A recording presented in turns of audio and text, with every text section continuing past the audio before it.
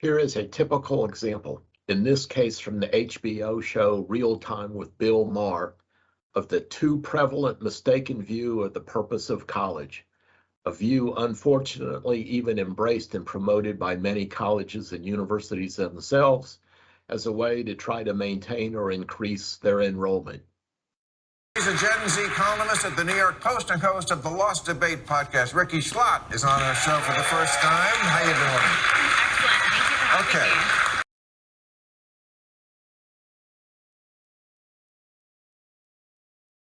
me. So are you going to go back to college?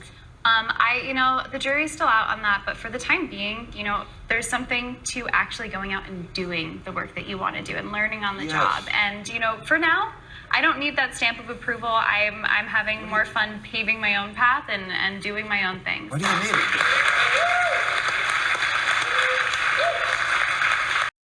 Except that validation or being graded, being weeded out or certified as employment eligible or work worthy in order to be hired for a job should not be the main reason or point of taking college courses, other than for certain professions whose initial and basic training is specifically provided in college courses such as medical school, engineering, architecture, nursing, or in vocational schools, things like auto mechanics, HVAC, installation and repair, or plumbing. And colleges should not be promoting themselves primarily as ways to attain higher incomes. Clearly, Bill Gates, Steve Jobs, and Steven Spielberg did not need college degrees to start out and succeed. And great athletes should not have to postpone years of earnings of millions of dollars in order to have one or more years of college and get a degree they will never use.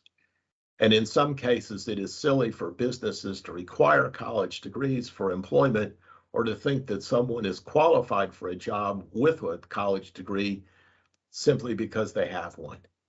One of my uncles was a nationally respected sports writer for a newspaper, as was the editor and friend he worked with.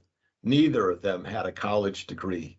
Because of that, when they retired from their longtime newspaper jobs, neither would have met the qualification to start working for it, despite all their knowledge, years of experience, achievements, and awards in their field.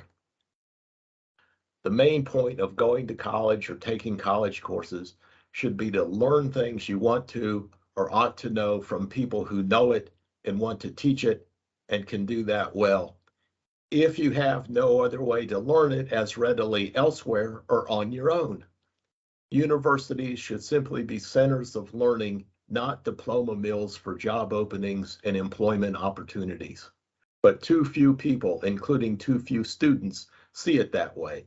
And instead, the emphasis is on grades and degrees, external validation, rather than on gaining knowledge, insight, and wisdom.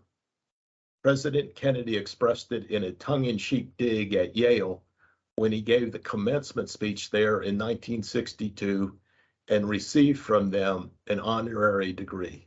It might be said now that I have the best of both worlds, a Harvard education and a Yale degree.